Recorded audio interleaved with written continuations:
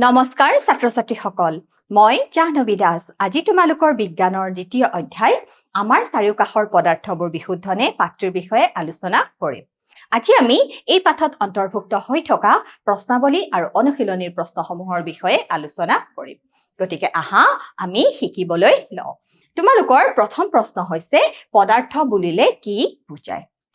আমাৰ চাৰিওফালে বিভিন্ন গঠনৰ বিভিন্ন আকাৰ বিভিন্ন আকৃতি বিভিন্ন ৰূপৰ অসংখ্য বস্তু দেখিবলৈ পোৱা যায় আমাৰ চাৰিওফালে কি থাকে বায়ু থাকে পানী থাকে মাটি থাকে মাটিত বিভিন্ন খনিজ পদাৰ্থ থাকে সেউজীয়া গছ-গছনি থাকে এই সকলোবিলাকে কি জানানে হৈছে পদাৰ্থ চোৱা আমাৰ চাৰিওফালে থকা বিভিন্ন আকাৰ ৰূপ গঠনৰ অসংখ্য বস্তু দেখিবলৈ পোৱা যায় বিভিন্ন আকাৰ আকৃতি বা ৰূপ গঠনৰ বিভিন্ন বস্তু দেখিবলৈ পোৱা যায় যেনে বায়ু পানী মাটি উদ্ভিদ আদি সকলো বস্তুকে কি বুলি কোৱা হয় পদাৰ্থ বুলি কোৱা হয় বায়ু হৈছে বিভিন্ন গেছীয় পদাৰ্থৰ মিশ্ৰণ বায়ুত আটাইতকৈ বেছি নাইট্ৰজেন গেছ থাকে তাৰ পিছতে আমি উশাহত যি গেছ গ্ৰহণ কৰো অক্সিজেন গেছ থাকে 21% হয় নে নহয়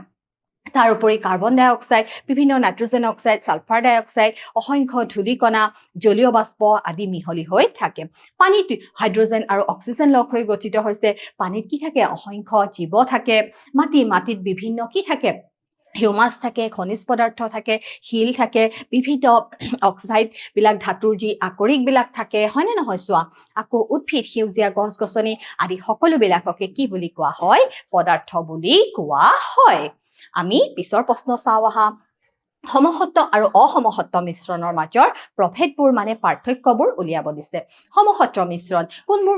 মিশ্ৰণ বা কেনেকুৱা মিশ্ৰণক সমসত্ব মিশ্ৰণ বুলি কোৱা হয় আমি পানীত নিমখ দি দিলো বা চেনি দি দিলো তেতিয়া তেনেকুৱা এটা মিশ্ৰণক আমি কি বুলি ক'ম সমসত্ব মিশ্ৰণ কাৰণ পানীত আমি যে নিমখ দ্ৰৱীভূত কৰি দিলো অলপ সময়ৰ পিছত কি হৈ যায় নিমখ মানে দ্ৰব্য বা চেনি মানে দ্ৰব্যখিনি মিহলি হৈ যায় গতিকে আমি মিশ্ৰণটোৰ একে ৰঙৰ দেখিবলৈ পাওঁ হয়নে নহয় কিন্তু আমি ধৰা পানীত অলপ বালি মিহলি কৰি দিলো চক মিহলাই দিলো বা লুৰ গুৰি মিহলাই দিলো তেতিয়া পানীখিনি কি কেনেকুৱা ধৰণৰ হয় তাতে উপাদানবিলাকৰ সংযুতি একে নহয় বেলেগ হয় আৰু একে ৰঙৰো হৈ নপৰে গতিকে সমসত্ব মিশ্ৰণত উপাদানবিলাকৰ সংযুতি কি হয় একে ধৰণৰ হয় কিন্তু অসমসত্ব মিশ্ৰণত উপাদানবিলাকৰ সংযুতি বেলেগ হয় চোৱা সমসত্ব আৰু অসমসত্ব মিশ্ৰণৰ মাজৰ প্ৰভেদবোৰ হ'ল সমসত্ব মিশ্ৰণত সংযুতি একে আৰু অসমসত্ব মিশ্ৰণত সংযুতি একে নহয় সমসত্ব মিশ্ৰণত মিশ্ৰণৰ ৰং কি হয় একে হয় কিন্তু অসমসত্ব মিশ্ৰণত মিশ্ৰণৰ ৰং কি হয় বেলেগ হয় মানে একে ধৰণৰ নহয় সমসত্ব মিশ্ৰণত পদাৰ্থৰ কণিকাবোৰ দ্ৰৱণটোৰ সকলো অংশতে কেনেদৰে সকলো অংশতে সমানভাৱে বিস্তাৰিত হৈ থাকে কিন্তু অসমসত্ব মিশ্ৰণত সমানভাৱে বিস্তাৰিত হৈ নাথাকে পিছৰ প্ৰশ্ন চোৱা উদাহৰণ দি সমসত্ব আৰু অসমসত্ব মিশ্ৰণৰ মাজৰ প্ৰভেদবোৰ উলিয়াব দিছে এইবাৰ তোমালোকক কি উল্লেখ কৰিব দিছে যে সমসত্ব আৰু অসমসত্ব মিশ্ৰণৰ উদাহৰণবিলাকনো কি হয় চোৱা সমসত্ব আৰু অসমসত্ব মিশ্ৰণৰ পাৰ্থক্যবোৰ হ'ল দ্ৰৱণৰ এটা ধৰ্ম কি জানানে সমসত্ব মিশ্ৰণ আনহাতে প্ৰলম্বনৰ ধৰ্ম হ'ল অসমসত্ব মিশ্ৰণ দ্ৰৱণবিলাক হৈছে সমসত্ব মিশ্ৰণ কিন্তু প্ৰলম্বনবিলাক হৈছে অসমসত্ব মিশ্ৰণ উদাহৰণস্বৰূপে পানী আৰু চেনিৰ মিশ্ৰণ পাবা পানী আৰু নিমখৰ মিশ্ৰণ এইবিলাক কেনেকুৱা মিশ্ৰণ সমসত্ব মিশ্ৰণ আনহাতে চকমাটি আৰু ময়দাৰ গুৰি এইবিলাক হৈছে অসমসত্ব মিশ্ৰণ সমসত্ব মিশ্ৰণটো দ্ৰৱণৰ কণিকাবোৰ খালি চকুৰে দেখা পোৱা নাযায় আমি পানীত নিমখ দ্ৰৱীভূত কৰিলো আমি নিমখখিনি দেখা পাম নেকি আমি নাপাওঁ আমি খালি চকুৰে দেখা নাপাওঁ যেতিয়া আমি নিমখখিনিৰ ক্ষেত্ৰত পানী আৰু নিমখৰ দ্ৰৱণটোৰ ক্ষেত্ৰত আমি বাষ্পীভৱন প্ৰক্ৰিয়া প্ৰয়োগ কৰিম তেতিয়াহে আমি আমাৰ নিমখখিনি কি কৰিম ঘূৰাই পাম অন্যহাতে আমি খালি চকুৰে দ্ৰৱণ এটাৰ কণিকাবোৰ আমি খালি চকুৰ সহায়ত আমি মনিব নোৱাৰো বা দেখা নাপাওঁ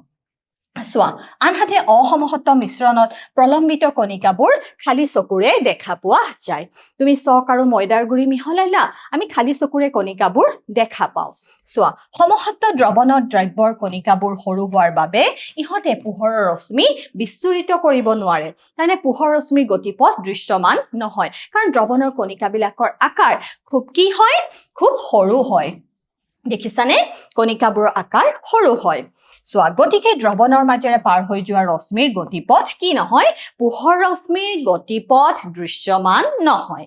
চোৱা আনহাতে অসমহত্ত মিশ্ৰণত প্ৰলম্বিত কণিকাবোৰে পোহৰ ৰশ্মিৰ বিচ্ছুৰণ ঘটাব পাৰে আৰু পোহৰ ৰশ্মিৰ গতি দৃশ্যমান কৰি তোলে যেহেতু প্ৰলম্বিত কণিকাবোৰৰ আকাৰ তুলনামূলকভাৱে ডাঙৰ হয় গতিকে কণিকাবোৰে কি কৰিব পাৰে পোহৰ ৰশ্মিৰ বিচ্ছুৰণ ঘটাব পাৰে আৰু পোহৰ ৰশ্মিৰ গতিপথ কি কৰি তোলে ভিজিবল দৃশ্যমান কৰি তোলে চোৱা পৰিশ্ৰাবণ প্ৰণালীৰে সমহত্ত মিশ্ৰণ পৃথক কৰিব নোৱাৰি আমি পৰিশ্ৰাবণ প্ৰণালী প্ৰয়োগ কৰি সমহত্ত মিশ্ৰণ এটা কি কৰিব নোৱাৰো আমি উপাদানবোৰ পৃথক কৰিব নোৱাৰো আনহাতে আমি প্ৰলম্বিত কণিকাবোৰ কি কৰিব পাৰো অসমহত্ত মিশ্ৰণ বা প্ৰলম্বনৰ কণিকাবোৰ আমি কি কৰিব পাৰো পৃথক কৰিব পাৰো সমহত্ত মিশ্ৰণৰ উদাহৰণ হ'ল কপাৰ সালফেট টুটিয়া বা কপাৰ সালফেটক টুটিয়া বুলিও কোৱা হয় কপাৰ সালফেট আৰু পানী চেনি আৰু পানী বা পানী আৰু নিমখ এইবিলাক হৈছে সমহত্ত মিশ্ৰণ অসমহত্ত মিশ্ৰণৰ উদাহৰণ হ'ল চক মাটি আৰু ময়দাৰ গুৰি গাখীৰ আৰু চিয়াহী মানে এনেকুৱা বিভিন্ন উদাহৰণ আছে প্ৰত্যেকবোৰ মিশ্ৰণৰ ক্ষেত্ৰত ইয়াৰ পিছৰ প্ৰশ্ন চাওঁ আহা কলয়ত দ্ৰৱণ আৰু প্ৰলম্বনৰ মাজৰ প্ৰভেদবোৰনো কি হয় চোৱা কলয়ত এটা কেনেকুৱা মিশ্ৰণ অসমহত্ত মিশ্ৰণ দ্ৰৱণ কেনেকুৱা মিশ্ৰণ সমহত্ত মিশ্ৰণ আৰু প্ৰলম্বন কেনেকুৱা মিশ্ৰণ প্ৰলম্বন হৈছে অসমহত্ত মিশ্ৰণ কলয়ৰ কণিকাবোৰ খালি চকুৰে মনিব নোৱাৰি দ্ৰৱণৰ কণিকাবোৰো আমি খালি চকুৰে মনিব নোৱাৰো কাৰণ কণিকাবোৰৰ আকাৰ কি হয় খুব সৰু হয় প্ৰলম্বনৰ কণিকাবোৰ খালি চকুৰে মনিব পাৰি চোৱা পোহৰ ৰশ্মিৰ বিচ্ছুৰণ ঘটাব পাৰে আৰু তিনডেল ক্ৰিয়া হয় কলয়ৰ কণিকাবোৰ যদিও সৰু হয় ইহঁতে কি কৰিব পাৰে পোহৰ ৰশ্মিৰ বিচ্ছুৰণ ঘটাব পাৰে আৰু তিনডেল প্ৰভাৱ দেখিবলৈ পোৱা যায় আনহাতে দ্ৰৱণৰ কণিকাবোৰে কি কৰিব নোৱাৰে পোহৰ ৰশ্মিৰ বিচ্ছুৰণ ঘটাব নোৱাৰে চোৱা পোহৰ ৰশ্মি বিচ্ছুৰিত কৰিব নোৱাৰে আৰু প্ৰলম্বনৰ কণিকাবোৰ তুলনামূলকভাৱে ডাঙৰ হোৱা বাবে ইহঁতে কি কৰিব পাৰে ইহঁতে পোহৰ ৰশ্মিৰ গতিপথ দৃশ্যমান কৰি তোলে তাৰ মানে পোহৰ ৰশ্মি ইহঁতে বিচ্ছুৰণ ঘটাব পাৰে চোৱা পৰিশ্ৰাবণ প্ৰণালীৰে কণিকাবোৰ পৃথক কৰিব নোৱাৰি পৰিশ্ৰাবণ প্ৰণালী আমি প্ৰয়োগ কৰিব নোৱাৰো কলয়ৰ কণিকাৰ ক্ষেত্ৰত আনহাতে পৰিশ্ৰাবণ প্ৰণালীৰে আমি দ্ৰৱণৰ কণিকাবোৰো পৃথক কৰিব নোৱাৰো কিন্তু প্ৰলম্বন কণিকাবোৰ যেহেতু আকাৰ অলপমান কি হয় ডাঙৰ হয় গতিকে পৰিশ্ৰাবণ প্ৰণালীৰে আমি কণিকাবোৰ কি কৰিব পাৰো পৃথক কৰিব পাৰো আৰু কলয়দীয় কণিকাবোৰ কি হয় জানানে সুস্থিৰ হয় কলয়ৰ দ্ৰৱণৰ কণিকাবোৰ কেনেকুৱা হয় সুস্থিৰ হয় আৰু দ্ৰৱণৰ কণিকাবোৰো সুস্থিৰ হয় আনহাতে প্ৰলম্বনৰ কণিকাবোৰ কেনেকুৱা হয় অস্থিৰ হয় চোৱা দ্ৰৱণৰ কণিকাবোৰ সুস্থিৰ হয় আনহাতে প্ৰলম্বনৰ কণিকাবোৰ কি হয় প্ৰলম্বনৰ কণিকাবোৰ অস্থিৰ হয় পিছৰ প্ৰশ্ন চোৱা 293 কেলভিন উষ্ণতাত 100 ml পানীত 36 গ্ৰাম সোডিয়াম ক্লৰাইড দ্ৰৱীভূত কৰি এটা সংপৃক্ত দ্ৰৱ পোৱা গ'ল দ্ৰৱণটোৰ গাঢ়তা নিৰ্ধাৰণ কৰা আমাৰ দ্ৰব্যৰ ভৰ দিয়া আছে সোডিয়াম ক্লৰাইড হয়নে নহয় সোডিয়াম ক্লৰাইডৰ ভৰ দিয়া আছে 36 গ্ৰাম আৰু দ্ৰাৱক পানী হৈছে দ্ৰাৱক তাৰ মান কিমান দিয়া আছে 100 ml আমি 36 গ্ৰাম নিমখ যদি আমি ক'ত দ্ৰৱীভূত কৰো আমি 100 ml পানীত যদি দ্ৰৱীভূত কৰো তেতিয়া দ্ৰৱণ যিটো দ্ৰৱণ গঠিত হ'ব পানী আৰু সোডিয়াম ক্লৰাইড লগ হয়নে নহয় চোৱা পানী আৰু কি লগ হয় সোডিয়াম ক্লৰাইড লগ হৈ পেলাই যিটো দ্ৰৱণ গঠিত হ'ব সেই দ্ৰৱণৰ ভৰ হ'ব যি দ্ৰব্যৰ ভৰৰ লগত আমি দ্ৰাৱকৰ ভৰ কি কৰিব লাগিব যোগ কৰিব লাগিব হয়নে নহয় গতিকে 36 গ্ৰামৰ লগত 100 ml যোগ কৰিলে আমি কিমান পাম 136 গ্ৰাম এতিয়া আমি ভৰ শতাংশত দ্ৰৱণৰ গাঢ়তা উলিয়াব দিছে ভৰ শতাংশত দ্ৰৱণৰ গাঢ়তা উলিয়ালে আমি কি পাম দ্ৰব্যৰ ভৰ বাই দ্ৰৱণৰ ভৰ ইনটু 100 তেতিয়া আমি 36 by 136 ইনটু যদি আমি 100 কৰো তেতিয়া আমি ইয়াৰ উত্তৰটো কিমান পাম 26.47% হয়নে নহয় আমাক কিহত উলিয়াব দিছে শতাংশত উলিয়াব দিছে ইয়াৰ পিছৰ প্ৰশ্ন চোৱা কেৰাচিন আৰু পেট্ৰলৰ ইহঁতৰ উতলাংকৰ পাৰ্থক্য 25 ডিগ্ৰী সেলসিয়াছতকৈ বেছি মিশ্ৰণৰ পৰা সিহঁতক কি দৰেনো পৃথক কৰিবা যেহেতু কেৰাচিন আৰু পেট্ৰলৰ উতলাংকৰ পাৰ্থক্য 25 ডিগ্ৰী সেলসিয়াছতকৈ বেছি হয় গতিকে এই মিশ্ৰণটোক আমি পাতন পদ্ধতিৰে কি কৰিব পাৰো পৃথক কৰিব পাৰো দেখিছানে 25 ডিগ্ৰী সেলসিয়াছতকৈ যদি বেছি হয় তেতিয়া আমি কি পদ্ধতি প্ৰয়োগ কৰিব পাৰো আমি পৃথকীকৰণ পদ্ধতি পাতন পদ্ধতিৰে আমি কি কৰিব পাৰো পৃথক কৰিব পাৰো পিছৰ প্ৰশ্ন চোৱা তলৰ মিশ্ৰণবোৰৰ পৃথকীকৰণ পদ্ধতিৰ নাম লিখা দৈৰ পৰা মাখন আমি অপকেন্দ্ৰিক পদ্ধতিৰে কি কৰিব পাৰো পৃথক কৰিব পাৰো দেখিছানে দৈৰ পৰা মাখনৰ কাৰণে আমি অপকেন্দ্ৰিক পদ্ধতি প্ৰয়োগ কৰিব পাৰো সাগৰৰ পানীৰ পৰা নিমখ আমি বাষ্পীভৱন প্ৰক্ৰিয়াৰে কি কৰিব পাৰো পৃথক কৰিব পাৰো সাগৰৰ পানীৰ পৰা আমি নিমখ প্ৰথমে আমি বাষ্পীভৱন প্ৰক্ৰিয়া প্ৰয়োগ কৰি তাৰ পিছত আমি কি কৰিব পাৰো স্ফটিকীকৰণ পদ্ধতি প্ৰয়োগ কৰিব পাৰো প্ৰথমে আমি কি প্ৰক্ৰিয়া প্ৰয়োগ কৰিম বাষ্পীভৱন পদ্ধতি প্ৰয়োগ কৰিম তাৰ পিছত আমি কি কৰিম স্ফটিকীকৰণ পদ্ধতি প্ৰয়োগ কৰিম তাৰ পিছত চোৱা নিমখৰ পৰা কৰ্পূৰ আমি কি পদ্ধতি প্ৰয়োগ কৰিব পাৰিম নিমখৰ পৰা কৰ্পূৰ আমি ঊৰ্ধ্বপাতন পদ্ধতি প্ৰয়োগ কৰিব দেখিছানে নিমখৰ পৰা কৰ্পূৰ আমি ঊৰ্ধ্বপাতন পদ্ধতিৰে পৃথক কৰিব পাৰো স্ফটিকীকৰণ পদ্ধতিৰে কি ধৰণৰ মিশ্ৰণ পৃথক কৰা যায় কেনেকুৱা ধৰণৰ মিশ্ৰণ স্ফটিকীকৰণ পদ্ধতিৰে পৃথক কৰিব পাৰি স্ফটিকীকৰণ পদ্ধতিৰ দ্বাৰা কঠিন আৰু অশুদ্ধ পদাৰ্থৰ মিশ্ৰণক পৃথক কৰিব পৰা যায় দেখিছানে কঠিন আৰু অশুদ্ধ পদাৰ্থৰ মিশ্ৰণ যি পদাৰ্থত কি মিহলি হৈ থাকে অশুদ্ধি মিহলি হৈ থাকে গতিকে কঠিন পদাৰ্থ আৰু যত অশুদ্ধি মিহলি হৈ থাকে তেনেকুৱা ক্ষেত্ৰত আমি কি পদ্ধতি ব্যৱহাৰ কৰো স্ফটিকীকৰণ পদ্ধতি ব্যৱহাৰ কৰো ইয়াৰ পিছৰ প্ৰশ্ন চোৱা তলৰ কাৰ্যকলাপবোৰ ৰাসায়নিক নে ভৌতিক পৰিৱৰ্তন গছ কটা এতিয়া চোৱা গছ কাটিলে কি হয় গছজোপাৰ আকাৰ সলনি হয় আকৃতি সলনি হয় কিন্তু কোনো ধৰণৰ নতুন মানযুক্ত নতুন গুণগত পদাৰ্থৰ উৎপন্ন নহয় ৰাসায়নিক পৰিৱৰ্তন হ'ব লাগিলে কি হ'ব লাগিব নতুন ধৰ্ম বিশিষ্ট পদাৰ্থৰ উৎপন্ন হ'ব লাগিব গতিকে গছ কটাটো কেনেকুৱা হ'ব গছ কটাটো ভৌতিক পৰিৱৰ্তন কেৰাহী এখনত মাখন গলি চোৱা মাখনৰ কি হৈছিলে মাখনৰ যিটো আকাৰ আছিল তাপ পোৱাৰ লগে লগে তাৰ আকৃতিটো সলনি হ'ল গতিকে কেৰাহী এখনত মাখন গলি যোৱাটো কি হ'ব ভৌতিক পৰিৱৰ্তন আলমাৰীত মামৰ ধৰাটো কি এনেকুৱা পৰিৱৰ্তন মামৰ এটা সম্পূৰ্ণৰূপে নতুন পদাৰ্থ হয়নে নহয় য'ত জলীয় বাষ্পৰ লগত কি হয় বিক্ৰিয়া সংঘটিত হয় লুৰ কাৰ সংঘটিত হয় লু আৰু বায়ুত থকা জলীয় বাষ্পৰ মাজত গতিকে আলমাৰীত মামৰ ধৰাটো কেনেকুৱা ৰাসায়নিক পৰিৱৰ্তন পানী উতলাই জলীয় ভাৱ কৰা এইটো হৈছে কেনেকুৱা তৰল পদাৰ্থৰ পৰা তৰল অৱস্থাৰ পৰা আমি গেছীয় অৱস্থালৈ নিছো এটো কেনেকুৱা পৰিৱৰ্তন ভৌতিক পৰিৱৰ্তন পানীৰ মাজেদি বিদ্যুৎ প্ৰবাহিত কৰিলে হাইড্ৰজেন আৰু অক্সিজেন গেছ উৎপন্ন হয় সম্পূৰ্ণৰূপে নতুন পদাৰ্থৰ উৎপন্ন হয় গতিকে এইটো হ'ব ৰাসায়নিক পৰিৱৰ্তন পানীত নিমখ দ্ৰৱীভূত কৰিছো এইটো হৈছে ভৌতিক পৰিৱৰ্তন কেঁচা ফলৰ পৰা আমি সালাড প্ৰস্তুত কৰিছো ভৌতিক পৰিৱৰ্তন কাগজ আৰু কাঠ পুৰিছে হয়নে নহয় দহন প্ৰক্ৰিয়া সংঘটিত হৈছে গতিকে এইটো হ'ব কি জানানে কাগজ আৰু কাঠ পুৰিলে আমি তাৰ পৰা যি অবশিষ্ট লাভ কৰো চাই সম্পূৰ্ণৰূপে নতুন গুণগত পদাৰ্থ হয়নে নহয় গতিকে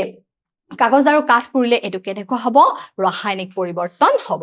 দেখিছানে গছ কটা ভৌতিক পৰিৱৰ্তন কেৰাহী এখনত মাখন গলি যোৱা ভৌতিক পৰিৱৰ্তন আলমাৰীত মামৰ ধৰা ৰাসায়নিক পৰিৱৰ্তন পানী উতলাই জলীয় ভাৱ কৰা ভৌতিক পৰিৱৰ্তন পানীৰ মাজেৰে বিদ্যুৎ প্ৰবাহিত কৰিলে যি হাইড্ৰজেন আৰু অক্সিজেন গেছ উৎপন্ন হয় ই কেনেকুৱা পৰিৱৰ্তন ৰাসায়নিক পৰিৱৰ্তন দেখিছানে পানীত নিমখ দ্ৰৱীভূত কৰা ভৌতিক পৰিৱৰ্তন আমি বিভিন্ন ফ্ৰুট সালাড বনাইছো তেতিয়া হেতু কেনেকুৱা পৰিৱৰ্তন ভৌতিক পৰিৱৰ্তন কাগজ আৰু কাঠ পুৰিছে এটো কেনেকুৱা পৰিৱৰ্তন ৰাসায়নিক পৰিৱৰ্তন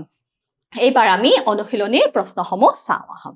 তলৰ পদাৰ্থবোৰ পৃথক কৰিবলৈ কি পৃথকীকৰণ পদ্ধতি প্ৰয়োগ কৰিবা নিমখ পানীৰ দ্ৰৱণৰ পৰা সোডিয়াম ক্লৰাইড আমি নিমখ পানীৰ দ্ৰৱণৰ পৰা সোডিয়াম ক্লৰাইড আমি কেনেদৰেনো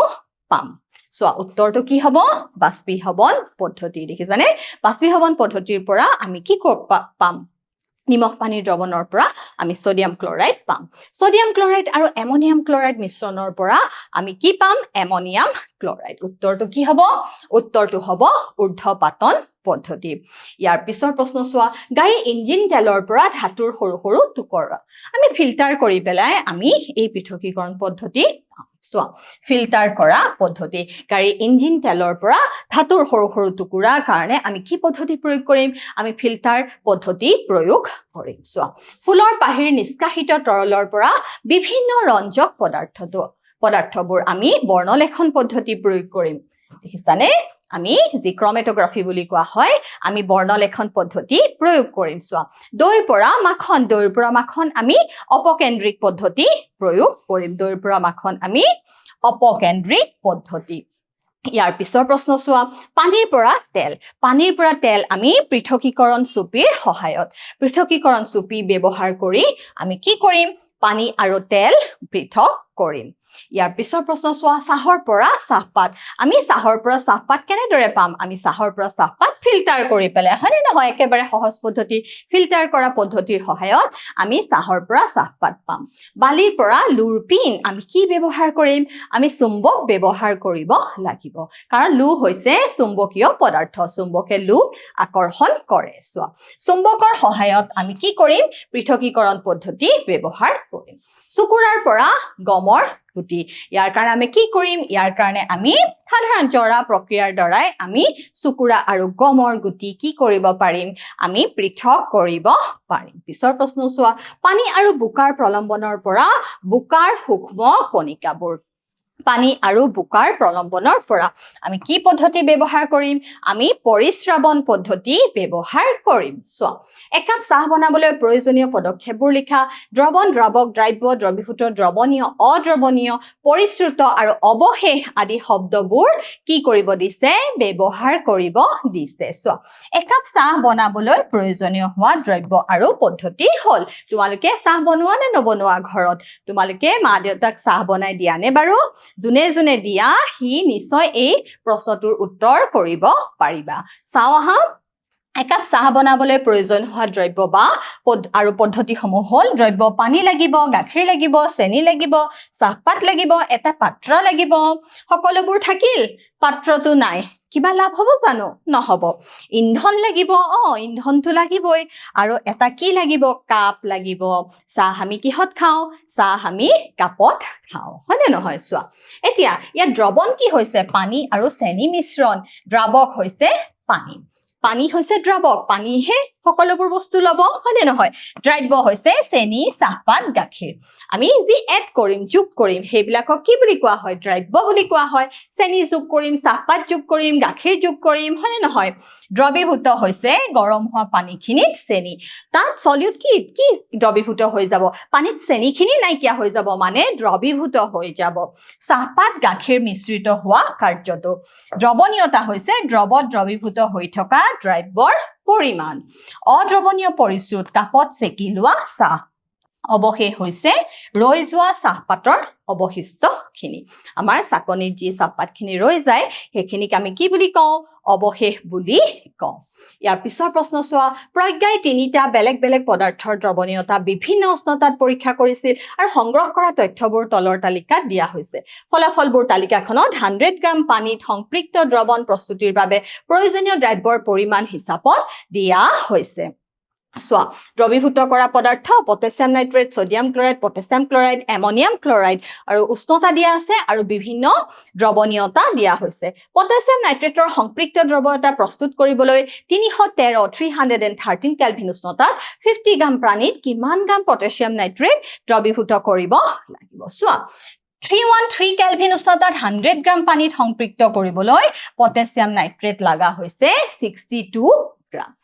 313 কেলভিন উষ্ণতাত যদি 1 গ্ৰাম পানী সংপৃক্ত কৰিবলৈ কিমান লাগিব 100 গ্ৰামৰ কাৰণে যদি 62 গ্ৰাম তেতিয়া 1 গ্ৰামৰ কাৰণে কিমান লাগিব 62 ডিভাইডেড বাই 100 হয় নে নহয় গতিকে 50 গ্ৰাম পানী সংপৃক্ত কৰিবলৈ হলে আমি ইয়াৰ লগত কি মাল্টিপ্লাই কৰিব লাগিব 62 by 100 ৰ লগত আমি 50 কি কৰিব লাগিব মাল্টিপ্লাই কৰিব লাগিব 5 দুগুণ কি হয় 5 দুগুণ 10 আৰু 2 এ 62 কাটিলে 2 3 গুণ 6 2 এ গুণ 2 গতিকে আমি ইয়াৰ উত্তৰটো কিমান পালো আমি ইয়াৰ উত্তৰটো পালো 31 গ্ৰাম পিছৰ প্ৰশ্ন চোৱা 353 কেলভিন উষ্ণতাত প্ৰজ্ঞাই পটাছিয়াম ক্লৰাইডৰ এটা সংপৃক্ত দ্ৰৱ প্ৰস্তুত কৰি সাধাৰণ উষ্ণতালৈ ঠাণ্ডা হ'বলৈ থৈ দিলে দ্ৰৱটো ঠাণ্ডা হলে তেওঁ কি দেখিব ব্যাখ্যা কৰা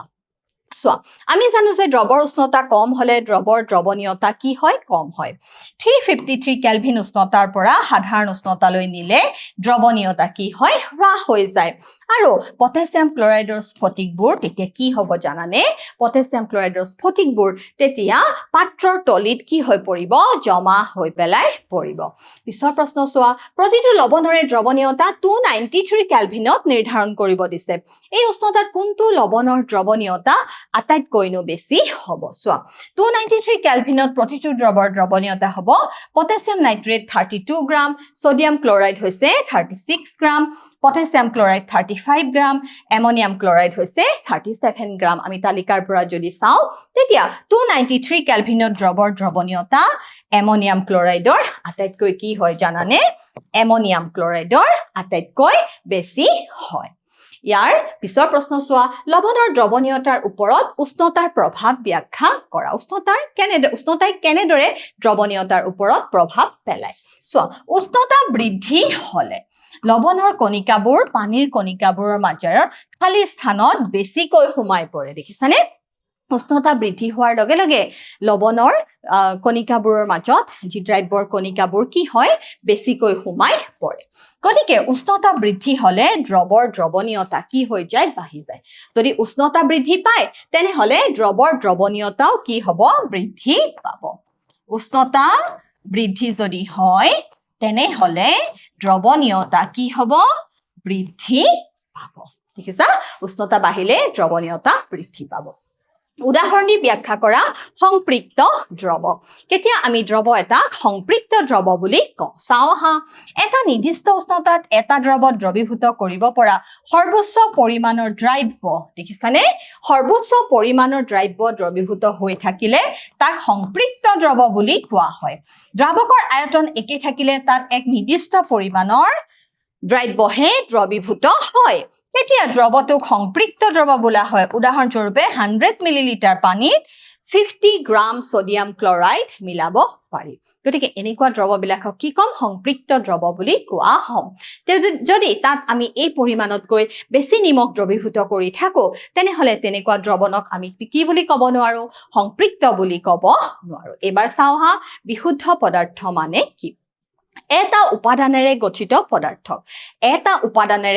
পদাৰ্থক আমি কি বুলি কওঁ বিশুদ্ধ পদাৰ্থ বুলি কওঁ বিশুদ্ধ পদাৰ্থ দুই প্ৰকাৰ হ'ব পাৰে মৌল হ'ব পাৰে বা যৌগ হ'ব পাৰে চোৱা যিবোৰ পদাৰ্থ একে অণুৰ দ্বাৰা গঠিত তাকে বিশুদ্ধ পদাৰ্থ বুলি কোৱা হয় এটা বিশুদ্ধ পদাৰ্থ সদায় নিৰ্দিষ্ট উষ্ণতাত গলে কোনো ভৌতিক প্ৰক্ৰিয়াৰ দ্বাৰা বিশুদ্ধ পদাৰ্থৰ পৰা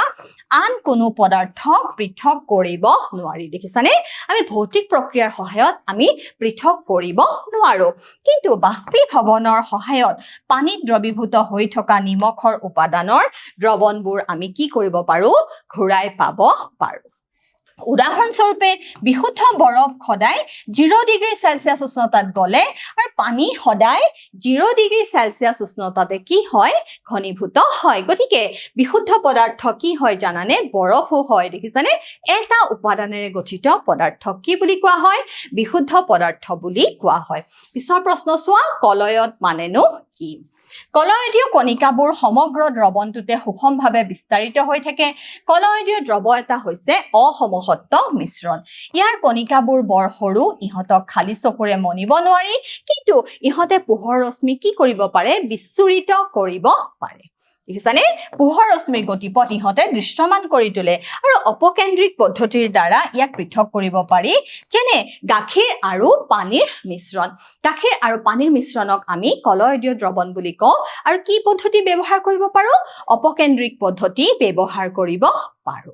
এবাৰ চাওঁ আহা প্ৰলম্বন মানেনো কি প্ৰলম্বন হৈছে এটা অসমসত্ব মিশ্ৰণ আৰু প্ৰলম্বনৰ কণিকাবোৰ কেনেকুৱা হয় আকাৰত ডাঙৰ হয় আৰু অস্থিৰ হয় চোৱা যিবোৰ অসমসত্ব মিশ্ৰণত কণিকাবোৰ খালী চকুৰে দেখা পোৱা যায় সেইবোৰ মিশ্ৰণক প্ৰলম্বন বোলা হয় নুজুকৰাকৈ থৈ দিলে আমি যদি জুকাৰি নিদিও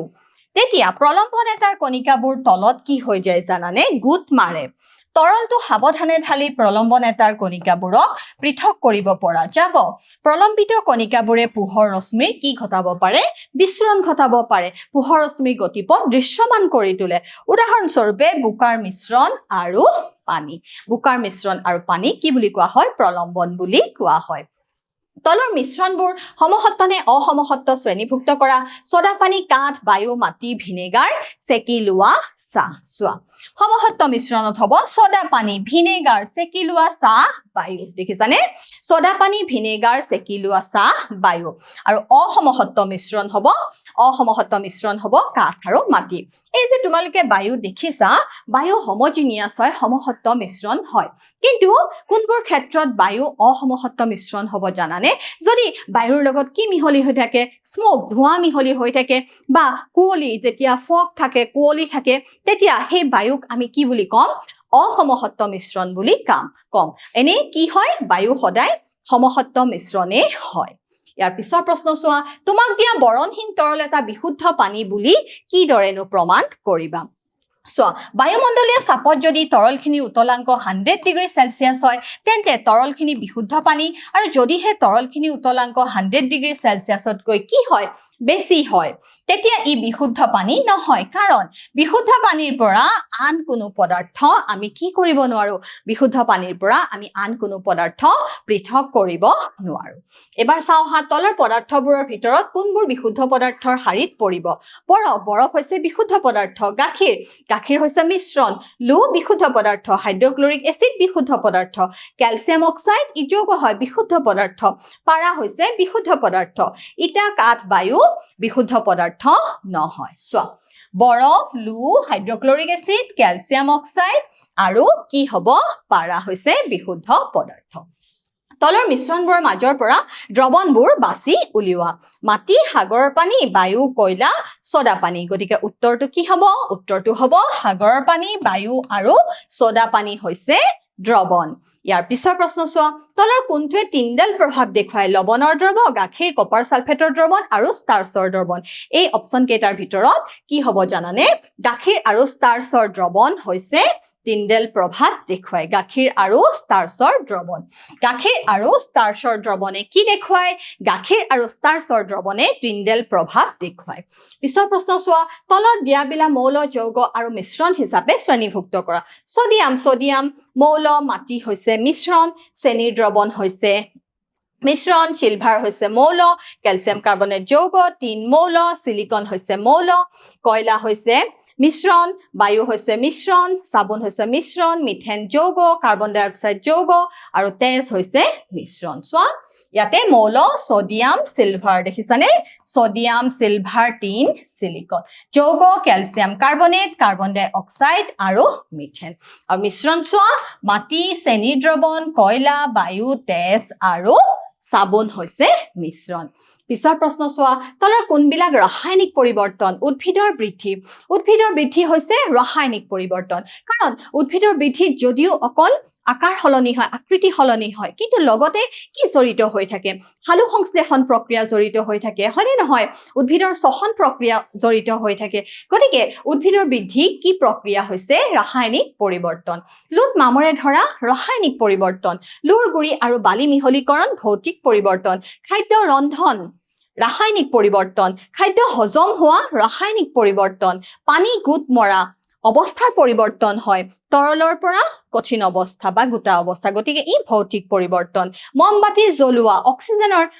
প্ৰয়োজন হয় গতিকে মমবাতি জ্বলোৱাটো কেনেকুৱা পৰিৱৰ্তন ৰাসায়নিক পৰিৱৰ্তন দেখিছানে গতিকে আমাক ইয়াত তোমালোকৰ কোৱেশ্চনটো কি সুধিছে প্ৰশ্নটো সুধিছে তলৰ কোনবিলাক ৰাসায়নিক পৰিৱৰ্তন গতিকে ৰাসায়নিক পৰিৱৰ্তন হৈছে উদ্ভিদৰ বৃদ্ধি লুট মামৰে ধৰা খাদ্য ৰন্ধন খাদ্য হজম হোৱা আৰু মমবাতি জ্বলোৱা গতিকে ছাত্ৰ ছাত্ৰীসকল আশা কৰিছো এই পাঠত অন্তৰ্ভুক্ত হৈ থকা প্ৰশ্নাৱলী আৰু অনুশীলনীৰ প্ৰশ্নসমূহ আয়ত্ত কৰিবলৈ সক্ষম হৈছা ঘৰত ভালদৰে পঢ়া শুনা কৰিবা আজিলৈ আহিছো ধন্যবাদ